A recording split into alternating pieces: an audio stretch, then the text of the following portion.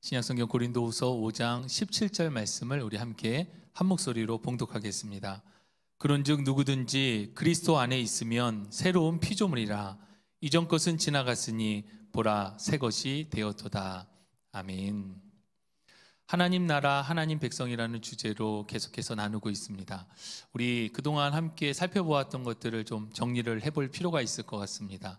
먼저 하나님 나라는 무엇인가 라고 했을 때, 하나님 나라는 우리가 생각하는 천국, 그러니까 내세, 우리가 이원론적으로 생각해서 이 세상과는 다른 나라를 하나님의 나라로 받아들이면 안 된다고 했습니다. 그 세계뿐만 아니라 하나님 나라는 하나님이 왕이 되시는, 하나님의 통치가 있는 그곳이 바로 하나님 나라이다. 그리고 우리들은 하나님의 백성으로서 그 하나님의 통치 가운데에 살아가는 것이다 라는 것이었습니다.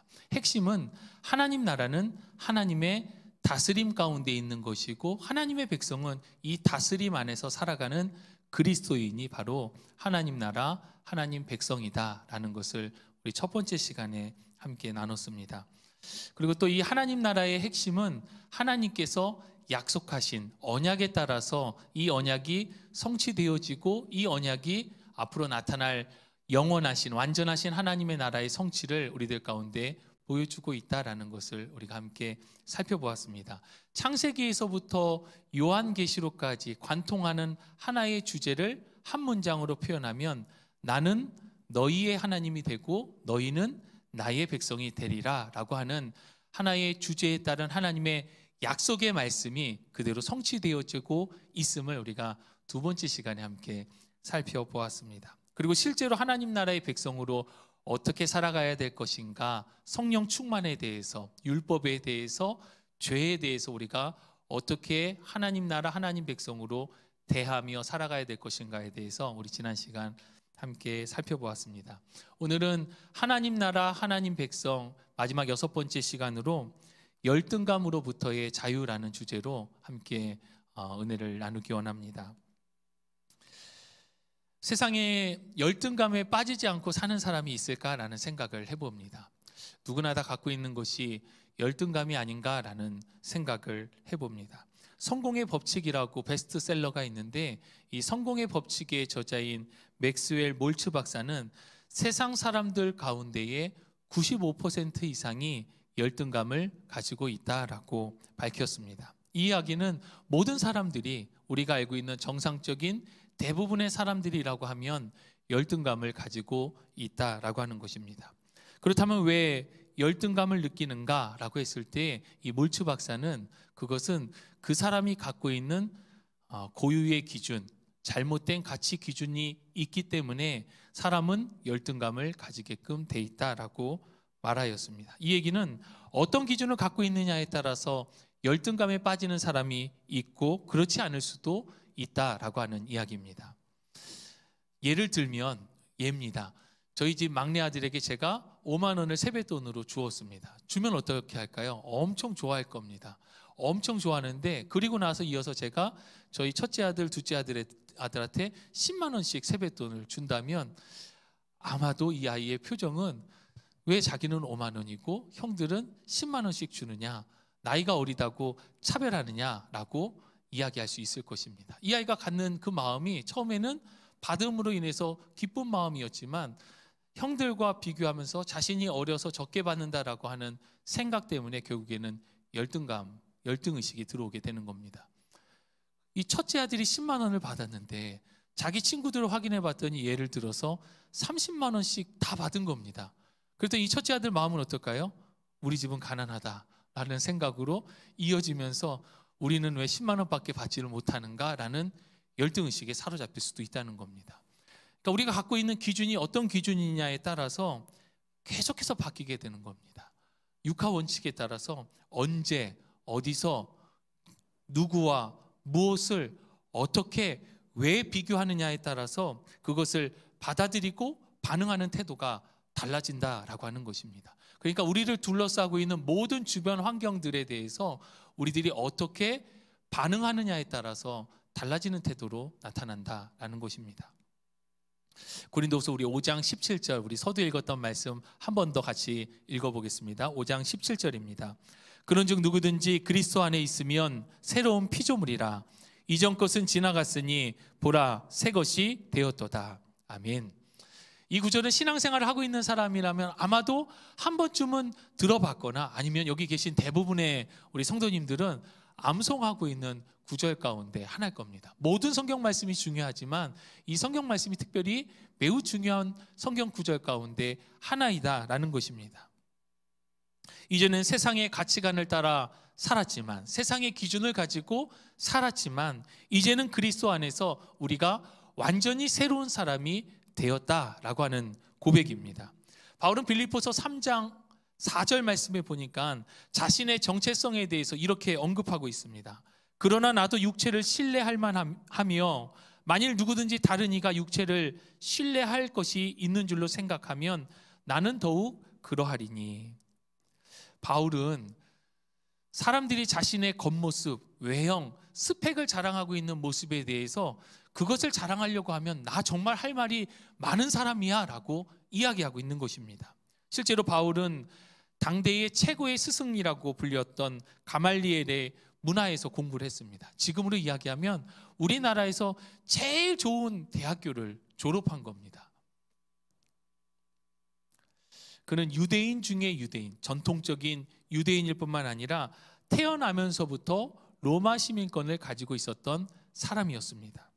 쉽게 얘기하면 그가 유대 사회에서 굉장히 명함을 내놓을 수 있는 뼈대 있는 집안의 사람이었고, 그는 태어나면서부터 로마의 시민권을 갖고 있는 특권 계층, 특권층이었습니다. 뭔가는 일반적인 다른 사람들과는 다르면서도 전통적인 유대인 가운데 유대인이 바로 바울이었다라고 하는 것입니다. 그랬던 바울이 빌립보서 3장 8절과 9절에 이렇게 고백합니다. 우리 한 목소리로 읽어보겠습니다. 또한 모든 것을 해로 여김은 내 주 그리스도 예수를 아는 지식이 가장 고상하기 때문이라. 내가 그를 위하여 모든 것을 잃어버리고 배설물로 여김은 그리스도를 얻고 그 안에서 발견되려 함이니. 아멘. 바울이 가진 이러한 특권 계층으로서의 신분, 유대인 중에 유대인, 뼈대 있는 집안임에도 불구하고 그는 자신이 갖고 있는 이러한 화려한 배경, 스펙을 배설물, 이걸 적나라하게 우리가 쓰는 생활용어로 하면 한 글자입니다. 그것으로 여기겠다라고 고백하고 있는 것입니다. 그 이유는 그리스도를 알았기 때문이고 그리스도를 얻었기 때문이다라고 고백합니다. 바울이 자신을 둘러싸고 있는 모든 배경들보다 더 중요한 것은 그리스도를 알게 된 것이고 그 그리스도를 얻게 된 것입니다. 나의 주님으로 그리스도를 모시게 되면서 나를 둘러싸고 있는 모든 주변의 환경, 배경들은 마치 배설물과 같이 되었다라고 고백하고 있는 것입니다. 그렇다면 예수님은 어떠하셨을까? 예수님의 배경은 어떠하셨을까? 육체적인 면, 외형적인 면으로 본다면 예수님은 좋아 보이는 것, 자랑할 만한 것이 하나도 없어 보입니다. 왜냐하면 예수님의 태생은 마구간에서 났습니다. 물론 당시에 방이 없어서 마구간에서 태어나야 했지만 결국에는 돈이 없기 때문에 마구간에서 태어날 수밖에 없었다라고 하는 것입니다. 또 나사렛에서 자랐다라고 하는 것은 나사렛이라고 하는 동네 자체가 낙후된 동네, 가난한 동네, 시골 마을이라고 하는 인식이 사람들 가운데 있었습니다. 또 당시 문헌을 보니까 이 나사렛 지역은 군사 주둔 지역이었다고 합니다. 그래서 다 그렇진 않지만 일반적으로 군대가 머무는 곳에는 윤리적으로 타락하고 있는 문화들이 주변에 술집이라든가 유흥문화들이 많은 것들을 보게 되어집니다. 그래서 아마도 당시의 나사렛은 빈민가 중에 빈민가였다라고 하는 것입니다. 실제로 나다나엘이 이렇게 얘기를 하죠. 나사렛에서 무슨 선한 것이 나겠느냐라고 이야기를 하는 걸 우리가 볼 수가 있습니다. 이렇게 가난한 동네에 예수님은 가난한 목수의 아들로 태어나셨습니다. 예수님은 학벌도 없었습니다. 그리고 예수님의 외모에 대해서 기록하고 있는 성경 구절은 이사야서 53장 2절에 예수님의 외모에 대해서 이렇게 기록하고 있습니다. 고운 모양도 없고 풍채도 없은즉 우리의 보기에 흠모할 만한 아름다운 것이 없도다. 우리가 방송을 통해서 영화, 예수님이 등장하는 영화나 예수님이 그려져 있는 그림을 보면 예수님은 배우십니다. 멋진 배우십니다. 그런데 성경을 보면 그렇지 않다라고 말씀하고 있습니다. 보기에 아름다운 모습이 없고 품체도 볼만한 게 없고 고운 모양을 찾아볼 수가 없었던 분이 바로 예수님이었다라고 성경은 말씀해주고 있습니다. 예수님을 세상의 가치로만 본다면 가문, 학벌, 돈, 외모 그 어느 것 하나 자랑할 만한 것이 없었다는 것입니다. 만약 예수 그리스도를 육체로만 바라본다면 부러움의 대상을 찾아볼 수가 없습니다. 그런데 바울은 예수 그리스도를 알게 되어지고 예수 그리스도를 얻게 되어지면서 자신의 모든 것을 배설물로 여기게 되었다라고 고백하고 있는 것입니다. 그 이유는 예수님 안에서 우리가 새로운 피조물이 되었기 때문입니다. 새로운 피조물이 되어졌다라고 하는 것은 기준이 완전히 바뀌어진 것입니다. 육체의 기준을 따라 평가하고 자랑하는 것이 아니라 이제는 그리스도 안에서 바뀌어진 새로운 잣대가 우리들 가운데 있다라고 바울은 고백하고 있다는 것입니다. 여러분, 열등감은 우리가 생각하고 있는 이상과 현실 사이에 극명한 대조를 이룰 때에 나타나게 되어집니다. 예를 들어서 아이가 잘 되기를 바라는 엄마가 있습니다. 그래서 이 아이가 공부를 정말 잘했으면 좋겠고 이 아이가 좋은 학교에 갔으면 좋겠고 나중에 좋은 직장에 취직하고 좋은 사람 만나서 결혼하고 아이들도 많이 낳고 물질적으로 부족함 없이 건강적으로도 아무런 탈 없이 부모에게도 효도하는 그런 아이였으면 좋겠다라고 하는 이상들을 다 갖고 계시죠. 우리들이 그런 마음들을 갖고 있을 때에 그렇지 못한 현실, 그런데 내 옆집에 사는 내 친구의 자녀가 정말 그러한 조건을 갖추고 있다라고 생각되어질 때 일반적으로 나타나는 마음이 바로 열등감입니다. 반대로 자녀들도 마찬가지입니다. 부모에 대해서 부모가 술을 마시고 경제적으로 좋지 못하고 환경적으로 우리 집은 왜 이래? 라고 하는 생각과 마음을 가질 수도 있다라고 하는 것입니다. 그러니까 이 열등감은 우리 모두가 가질 수 있는 하나의 감정, 의식이다라고 하는 것을 우리가 기억해야 할 것입니다. 열등감은 세상의 기준에 나의 현실이 따라가지 못할 때에 느끼게 되어집니다. 그것이 외모가 되었건 학벌이 되었건 부모의 능력, 직업, 사회적 위치와 같은 조건들 속에 다른 사람들과 비교하면서 자꾸만 갖게 되어지는 것이 열등감이고 이 열등감과 반대의 모습으로 나타나는 것은 우월감입니다. 이 열등감 또는 우월감이 생기는 것, 이 부분에 대해서 우리가 좀 생각해 보기를 원하는데 비교하는 것 자체가 잘못된 것은 아닙니다. 사람은 하나님께서 이성을 주셔서 판단할 수 있게끔 하셨습니다. 그래서 비교를 할 수 있는 것은 이성적인 판단 능력입니다. 문제는 이렇게 이성적 판단 능력으로 비교하였을 때 이 비교를 통해서 내가 저 사람보다 낮은 사람이라고 느끼거나 내가 저 사람보다 높은 사람이라고 느끼는 이 우월감 또는 이 열등감 자체가 바로 세상에 잔재하고 있는 가인의 문화이다라고 하는 것입니다. 여러분, 그렇다면 이러한 비교 기능을 통해서 잘못된 결론으로 가는 이유가 무엇인가? 그것은 우리 앞서 말씀드린 것처럼 내가 갖고 있는 이 기준이 세상의 기준, 세상의 잣대에 맞춰져 있기 때문에 세상의 기준을 따라서 그렇게 판단하고 나의 위치를 갖다 놓게 되어지는 것입니다. 이것은 우리가 세 번째 우리 하나님 나라 하나님 백성에 대해서 살펴볼 때에 힘이 있으면 최고의 가치다라고 생각하는 가인 문화의 하나의 유산이고 잔재인 것입니다. 남들보다 앞서는 능력, 힘이 자기 자신을 강화시켜 줄 수 있고 나의 미래를 보장해 줄 수 있다라고 믿기 때문에 늘 저울질하고 열등감 또는 우월감을 갖게 되어지는 것입니다. 그런데 이러한 가인 문화의 영향에 가장 영향을 많이 미치는 사람이 누구인가? 그것은 바로 안타깝게도 부모의 영향을 가장 많이 받는다라고 하는 사실입니다.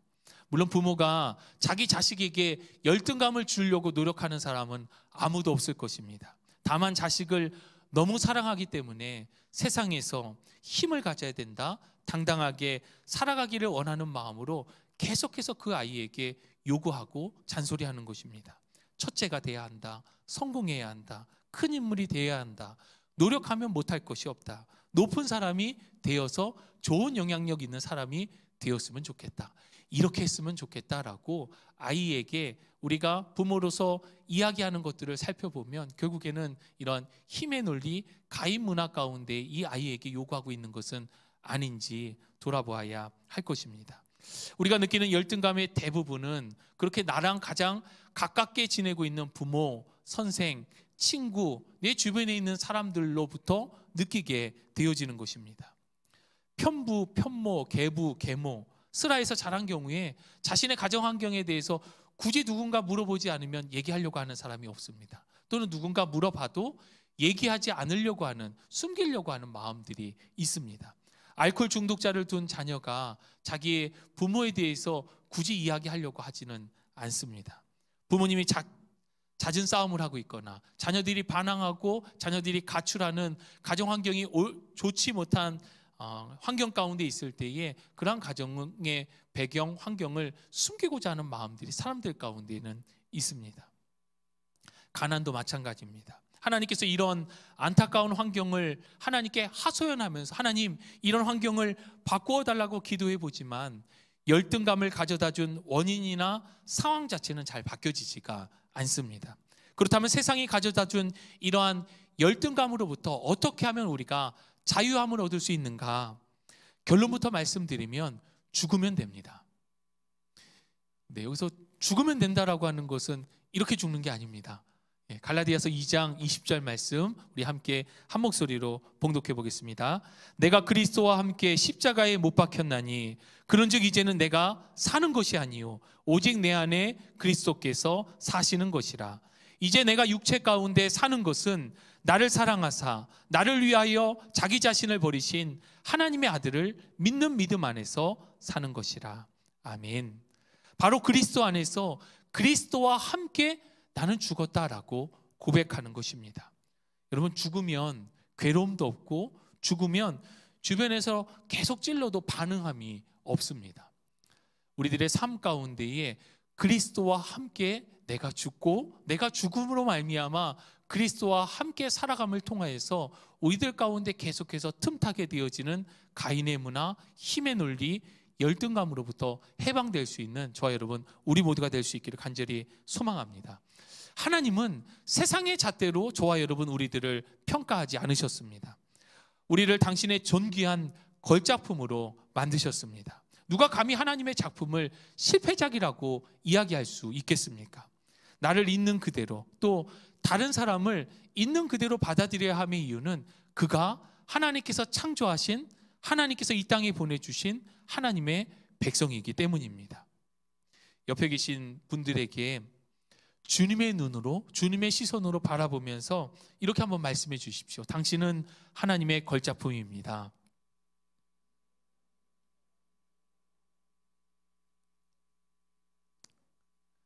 정말입니다. 하나님께서 저와 여러분들을 만드셨고 하나님께서 저와 여러분들을 이 땅 가운데 보내셨고 지금 우리 옆에 앉아있는 모든 우리 형제 자매들이 하나님의 걸작품이기 때문에 이 곳 가운데 하나님의 실패작은 어느 누구도 없다라는 것을 우리는 기억해야 할 것입니다. 가인 문화에서 세상의 잣대를 따라서 열등감을 느끼게 하는 모든 것에서 나는 죽었다라고 고백을 하시고 선포하시기를 바랍니다. 나를 둘러싸고 있는 주변의 환경에 대해서 열등한 것이 아니라 하나님의 뭔가 특별한 섭리가 있다라는 것을 우리는 기억해야 할 것입니다. 1900년 초에 미국 보스턴 외곽의 한 정신병동에 어린 여자아이 하나가 입원하게 되었습니다. 그 어떤 치료에도 이 아이가 전혀 반응을 하지 않았다고 합니다. 그래서 이 아이를 담당하고 있는 담당 의사마저도 이 아이의 치료를 포기하게 되었습니다. 그런데 신앙이 있는 한 간호사가 이 아이를 포기할 수가 없어서 하나님의 형상, 하나님의 자녀인데 다른 사람들이 다 포기해도 내가 이곳에 간호사로 일하고 있는데 포기할 수 없다라는 생각에 시간이 날 때마다 그 아이를 찾아갔다고 합니다. 그래서 말을 걸어보고 초콜릿도 주고 그리고 책도 읽어주고 그렇게 계속 한동안 찾아가고 얘기하고 주고 했지만 이 아이에게서 어떠한 변화도 찾아볼 수가 없었습니다. 그런데 어느 날 그 아이에게 주고 왔던 초콜릿이 없어진 겁니다. 그래서 이 간호사가 희망을 가지고 이 아이가 먹었다라는 것을 알고 더 열심히 찾아가서 이 아이에게 계속해서 말을 걸어주고 책을 읽어주고 관심을 가져주었습니다. 그랬더니 이 아이가 점점 변하기 시작했고 담당 의사가 이 아이를 본격적으로 담당해서 치료하면서 오랜 시간이 걸렸지만 이 아이가 결국에는 정상으로 완치가 되어졌습니다.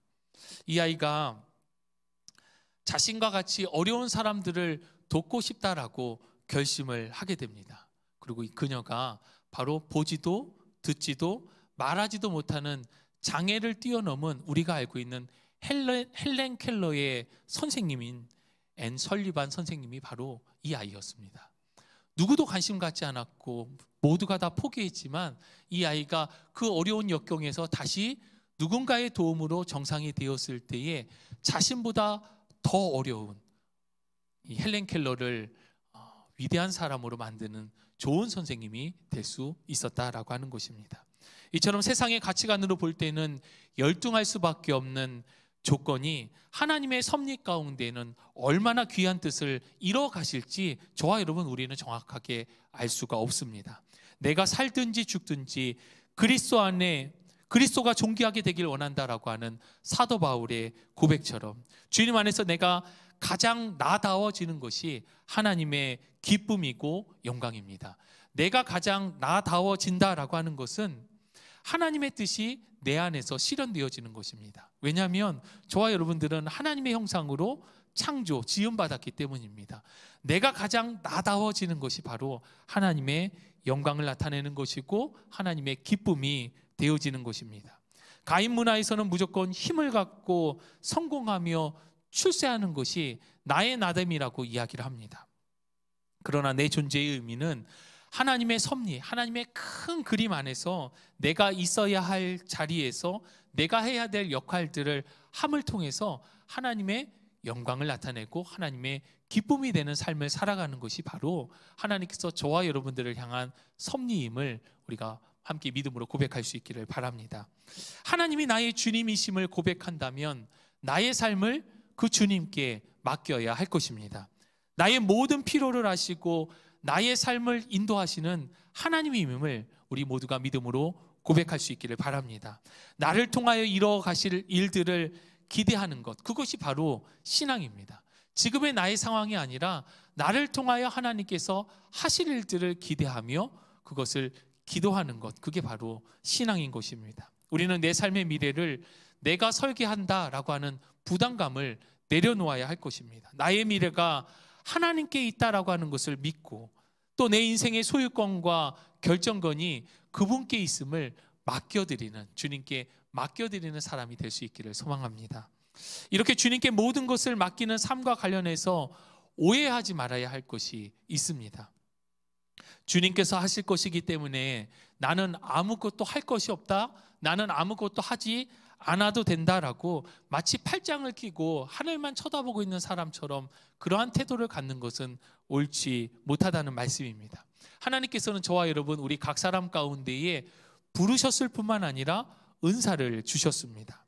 우리는 이러한 부르심과 은사를 따라서 우리들 가운데 맡겨진 환경, 우리들 가운데 맡겨진 달란트를 통해서 최선을 다하는 삶을 살아가야 하는 것입니다. 주님의 주 되심을 믿음으로 고백하며 최선을 다하는 것입니다.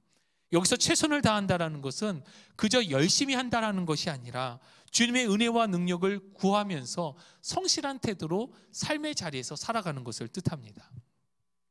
저희 집에서 가정예배를 드리면서 가장 마지막에 하는 게 각자의 기도 제목을 한 가지씩 내놓습니다. 그래서 그 기도 제목을 다 적고 함께 기도하는 시간을 갖습니다.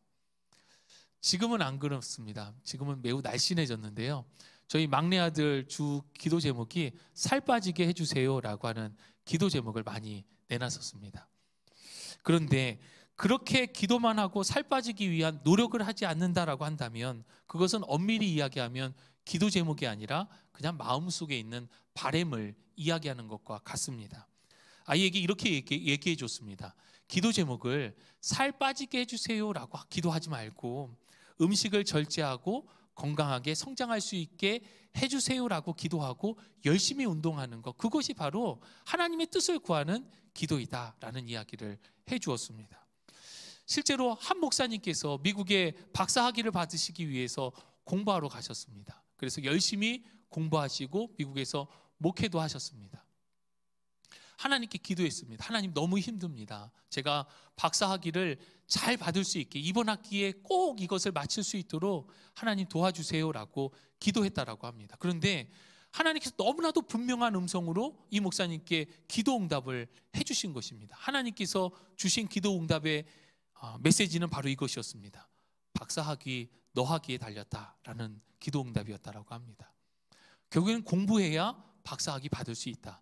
박사학위 따주세요, 살 빠지게 해주세요 라고 우리가 기도한다라고 하는 것은 세상 가인 문화에 사는 사람들도 이렇게 이야기할 수 있습니다. 우리가 기도를 할 때에는 왜 기도해야 하는가? 하나님의 뜻을 구하면서 하나님의 부르심과 하나님께서 우리들 가운데 주신 은사에 대한 반응으로 하나님께 구하는 기도를 해야지 된다라고 하는 것입니다. 왜 이것이 필요한가? 어떻게 나는 하나님의 도우심을 구하고 있는가라는 것을 돌아보며 기도의 제목을 가지고 기도할 수 있기를 바랍니다. 가끔 우리 성도님들 기도 제목 주시는 기도 제목들, 너무 귀한 기도 제목들이 많습니다. 그런데 그것이 꼭 나쁜 것은 아니지만 집이 팔리고 집을 사는 문제, 뭐 그런 여러 가지 문제들, 경제적인 부분들에 대해서 손해가 없는 부분들, 그리고 우리가 같이 기도해야 합니다. 그런데 이 기도 제목을 왜 나누어야 되는지에 대해서 하나님의 섭리와 부르심 가운데에서 우리가 생각해 본다면 기도 제목이 같은 기도 제목이지만 제목의 내용이 바뀌어질 수가 있습니다. 우리는 하나님께서 기뻐하실 뜻이 무엇인지를 분별하며 하나님의 부르심과 섭리 가운데 반응하는 신앙이 될 수 있기를 간절히 소망합니다. 우리가 기도할 때에 만일 하나님께서 즉시 음성으로 응답해 주시거나, 아까 어떤 목사님께서 박사학위와 관련해서 기도할 때처럼 명확한 음성으로 주시거나, 아니면 기도할 때에 환상을 통해서 확실하게 응답해 주시면 얼마나 좋을까라는 생각을 해보기도 했을 것입니다. 그런데 대부분의 경우 하나님께서는 그렇게 하시지 않으시고 우리를 통해서 계속해서 기도하게끔 하십니다. 그렇게 기도를 하게 하시면서 우리로 하여금 전적으로 하나님을 의지하도록 만드시는 것입니다. 그러한 믿음의 기도가 결국 열매로 나타나게 되는데, 하나님의 때에 하나님의 방법으로 그것을 이루어 가심을 우리는 신앙생활하면서 매번 바라보고 그것을 믿음으로 고백할 수밖에 없습니다. 또 때로는 실패를 통해서 우리를 훈련시키기도 하십니다. 실패는 우리를 겸손하게 하고 우리를 더 단단하게 하고 우리를 더 하나님의 백성답도록 만드는 연단의 도구로 하나님께서 주시는 것입니다.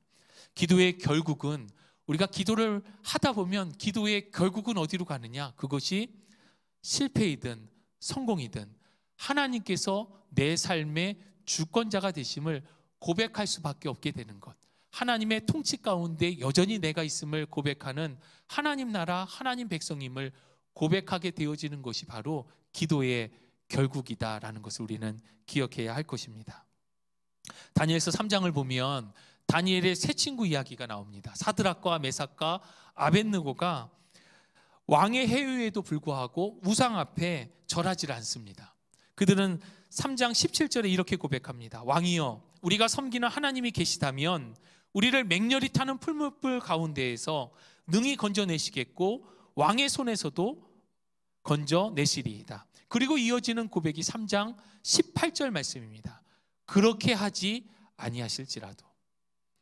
왕이 회유를 하는 겁니다. 너무나도 아까운 인재, 이 사드락과 메삭과 아벳느고를 그냥 죽이기 너무 안타까우니까 지금이라도 너희가 신상 앞에 절하면, 너희가 돌이키면 내가 다 용서해 줄게라고 이야기할 때에 왕 앞에서 이들이 하는 얘기가, 하나님이 살아계시다면 하나님께서 저희들을 그냥 그대로 두시지 않을 것입니다 라고 믿음의 고백을 합니다.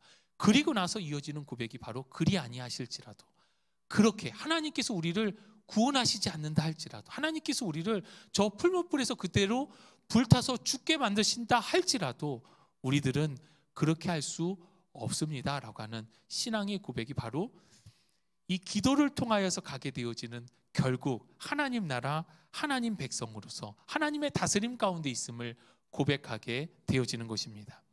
여러분, 하나님께서는 천지 만물을 창조하실 때 독수리만 창조하시지 않았습니다. 독수리도 만드시고 참새도 만드셨습니다. 사자만 만드신 것이 아니라 사자도 만드셨고 토끼도 만드셨습니다. 창세기 1장 31절 말씀을 보니까 하나님이 지으신 그 모든 것을 보시니 보시기에 심히 좋았더라. 하나님께서 온 우주 만물을 다 창조하시고 나서 계속해서 말씀하십니다. 중간중간 말씀하시고 모든 만물을 창조하시고 나서 또 하신 말씀이 보시니 보시기에 심히 좋았더라 라고 말씀하십니다. 참새가 되었건 독수리가 되었건 사자가 되었건 토끼가 되었건 그 모든 우주 만물이 하나님께서 보시기에 좋았더라 라는 것입니다. 그런데 죄로 말미암아 이러한 하나님의 창조 질서가 깨지게 되면서 힘의 논리, 가인 문화 가운데에 우리는 이 힘의 논리 따라서 양육 강식의 세상 가운데 살아가게 되었습니다. 이러한 세상 가운데 참새와 토끼는 자신들이 열등하다라고 느끼게 되는 겁니다. 독수리나 사자로 태어나지 않은 것에 대해서 원망하는 마음이 생기게 되고, 그러나 참새와 토끼는 어떠한 경우에도 독수리나 사자가 될 수는 없습니다. 하나님께서는 독수리는 독수리로, 참새는 참새로 각자 맡은 역할을 감당하도록 하셨고, 그것을 통해서 보기 좋다라고 말씀하시고 그들을 통하여서 영광 받기를 원하시는 것입니다. 독수리가 되어야 한다, 사자가 되어야 한다라고 강요하는 것은 가인의 문화, 힘의 논리, 세상 문화라는 것을 우리는 기억해야 할 것입니다. 우리는 우리를 향하신 하나님의 부르심과 은사 가운데에 그것을 쫓아서 최선을 다하면 되는 것입니다. 고린도전서 12장 12절 이하에는 우리 모두가 그리스도의 한 지체임을 말씀해 주고 있습니다. 우리 모두가 그리스도의 한 몸인데 그 가운데에는 손도 있고 팔도 있고 다리도 있고 발도 있고 귀도 있고 눈도 있고 입도 있고 잘 보이지 않지만 손톱도 있고 여러 가지 보이지 않는 많은 것들이 결국에는 그리스도의 한 지체를 이루고 있다라고 말씀합니다. 그러면서 27절에 너희는 그리스도의 몸이요 지체의 각 부분이라. 어느 누구 한 명도 별도로 떨어진 사람이 아니라 그리스도의 한 지체로서 어떠한 역할들을 하고 있다는 것입니다. 모두가 다 사자일 수 없고 모두가 다 독수리일 수 없지만 토끼 같은 사람들도 있을 수 있고 그 가운데에는 아주 작은 눈에 보이지 않는 미세한 존재일 수도 있을 것입니다. 중요한 것은 하나님께서 저와 여러분 우리 모두를 그리스도의 한 지체로 부르시고 세워주셨다라고 하는 것입니다.